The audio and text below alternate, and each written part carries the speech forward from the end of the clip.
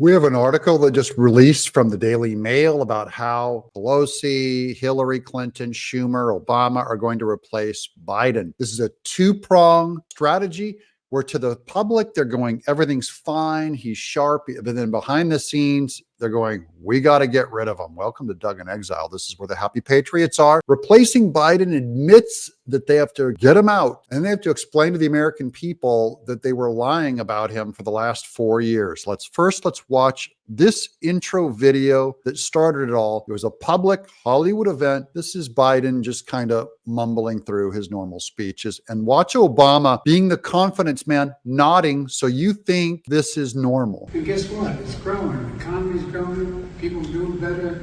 We have the highest unemployment, the lowest unemployment rate in 50 years. We have more people. We've had over 15 million people brand new hired into the workforce. You know, my son says we all have various short-term descriptions for your jobs, for what you accomplished. And you should say Joe Jobs. My son says, I think he's talking about Hunter. I don't think you're supposed to bring up Hunter in the middle of that speech, Joe. But there's Obama nodding. Then comes Karine Jean-Pierre. Now, later, Biden had a full-on freeze on the stage. I don't need to show it to you. It's all over the internet. But he sat there and froze on the stage. And Obama had to kind of tug his hand to cue him, hey, it's time for us to go. And Biden had no idea what stage direction. Here's Karine Jean-Pierre blaming all of you, saying it was probably a deep fake remix of the video edit, which is an excuse that the Democrats are going to. They're saying, you can't believe your eyes because it's been re-edited. Ironically, several recent cheap fakes actually attack the president for thanking troops. For thanking troops. That is what they're attacking the president for. Both in Normandy, this happened, and again in Italy. And I think that it tells you everything that we need to know about how desperate Republicans are here. Instead of talking about the president's performance in office, and what I mean by that is his legislative wins, what he's been able to do for the American people across the country, we're seeing these deep fakes, these manipulated videos. And it is, again, done in bad faith.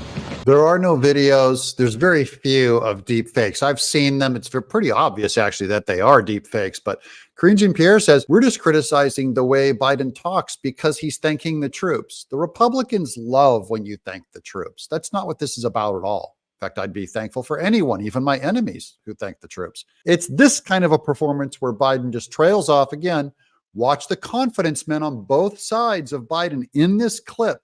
You'll have Schumer smiling, nodding, everything's okay, everybody, and Alejandro Mayorkas on the other side, smiling, nodding, oh yes, this guy is so brilliant. Watch Biden. Thanks to all the members of Congress and Homeland Security Secretary. I'm not sure you're going to understand. He just trails off there into cuckoo land. Here's another confidence person. This is Hillary Clinton. We're going to get to her role in this whole thing of replacing Biden. Here she's at the Tony Awards doing her fake happiness, fake smile. I'm so important. What a great evening. Now I have stood on a lot of stages, but this is very special. And I know a little bit about how hard it is to make change. She's wearing the golden muumuu and the audience is standing. You're supposed to see like all the audience of people applauding her. Of course, no one saw this because it was the Tony Awards. And then meanwhile, here's the last clip of Biden just speaking gibberish back to the press.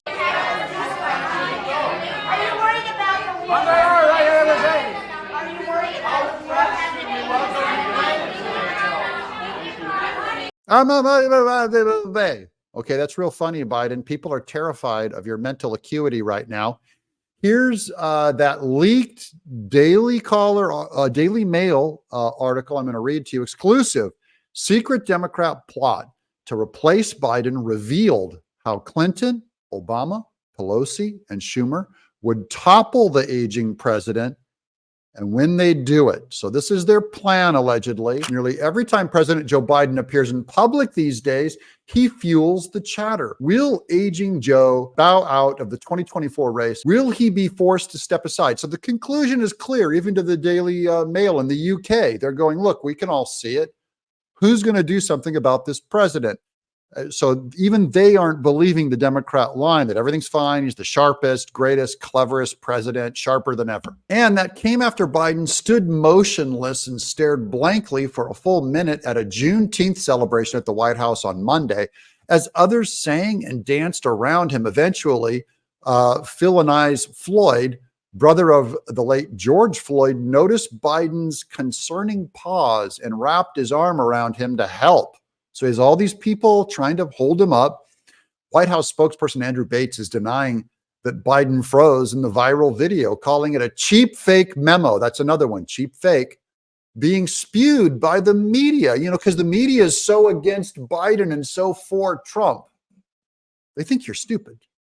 But it seems no matter how much cold water the Biden campaign or Democrat Party throw on this raging fire of speculation, Americans will not be put off the great Joe Biden replacement theory.